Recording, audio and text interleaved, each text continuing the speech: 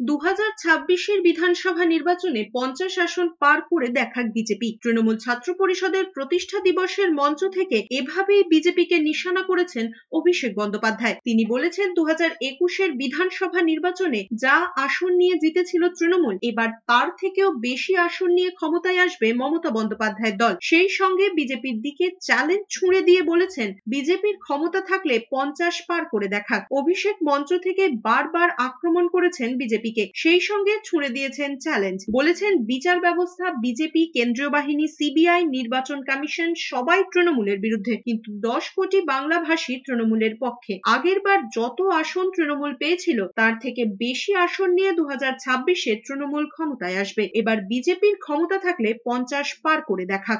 2016 থেকে 2021 কুৎসা যত বেড়েছে, মানুষের জনসমর্থন তত বেড়েছে। 211টা হয়েছে 215। আর এবার তো আমি বলেছি, বিজেপির ক্ষমতা থাকলে 50 পার করে দেখাও, 50।